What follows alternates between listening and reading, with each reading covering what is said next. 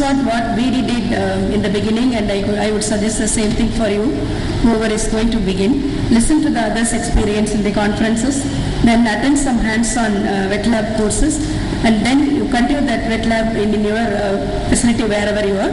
And then get a mentor from one of the experienced surgeon, and whenever you have problem, you can call them up or contact them by mail for personal guidance.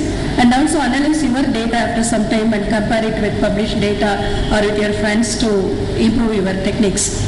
And always start with uncomplicated cases. That means with intact iris, lens, diaphragm, and also start with a simple dissect procedure alone with PBK cases. Later you can switch over to combined procedures and problem cases. So this is how we equipped already. Dr. Basak have shown this, not much. It's a very modest investment. And this is our experience. And this is the way we dissect our donor cornea, already shown by Dr. Basak. And this is the method what we always follow to insert the donor button, and the visco glide method we call this, and we use 5 millimeter section, and we use the 30 gauge needle to just push it in under with visco. And this is the way so that we need not fold and unfold all those problems. And let me share our data analysis and our indication. As I told initially, we started with PBK, then Fuchs, then we switched to regrafts, and now recently we have added CHED and IC syndrome also in our indication scenario. And this is our results, like 85% of our grafts remain clear, 14% failed, either primary or late failure. And among the clear grafts, 40% of them have good vision, better than 618, and another 48 have some ambulatory vision, mostly due to other problems, other pathologies in the eye. And the primary failure rate also is gradually reducing with the years of our experience.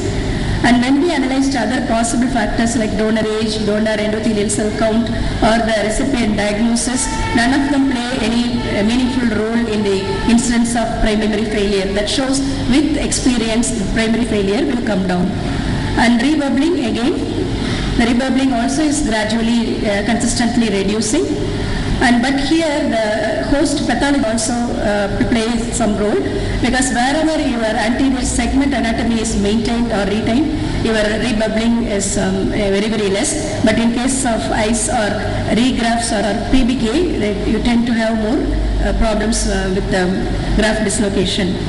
And astigmatism, as obviously, like in Fuchs where there was no surgery before, you get very good results. 78% of them have less than 2 cylinder. But in case of regrafts, of course 75% of them had more than 2 to 4 cylinder. Our range was 0.5 to 4 cylinder, except one case which had 5 cylinders. And our spherical equivalent also, as expected, little on the hyperopic side because of the peripheral thickening.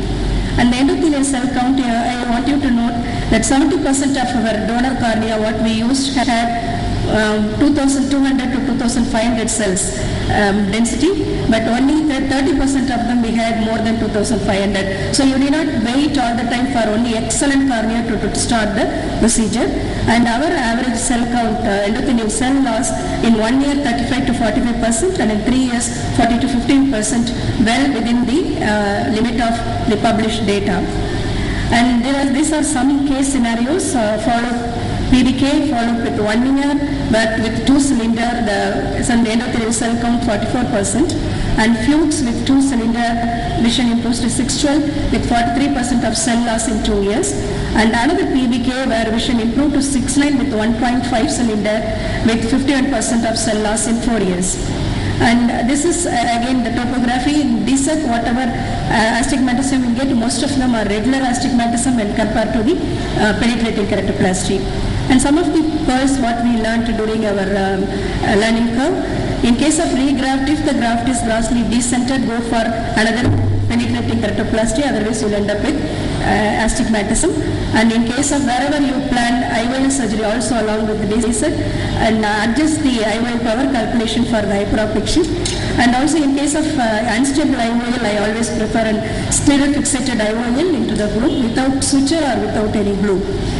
And other pearls during butter dissection, if the artificial anterior chamber is used several times, as in our Indian scenario, several months, you always keep in mind and keep another artificial chamber in hand, so that any time you can get suddenly this mechanical failure, leak, and you may have to switch the thing.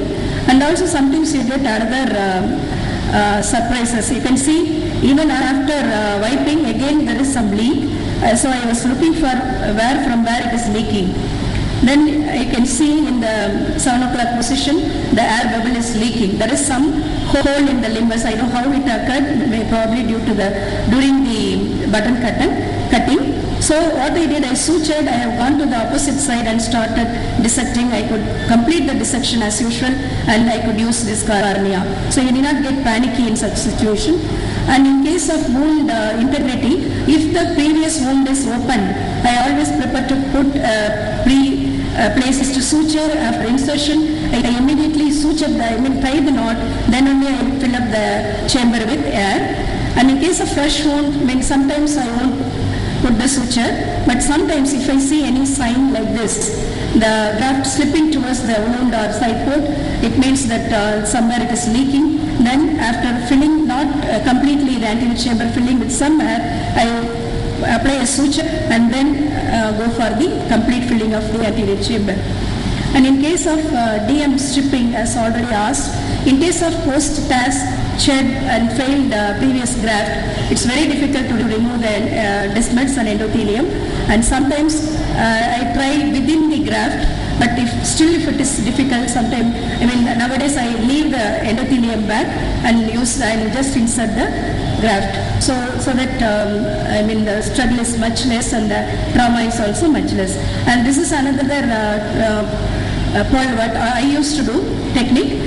When we are waiting for the air bubble to, at the end, 10 minutes for the graft to adhere, at that time I used to apply autoclave glycerin, 1 drop every 2 minutes for 10 minutes. This helps in fast adherence of the graft to the stroma, and so that after starting this technique, my rate of graft dislocation is really drastically reduced.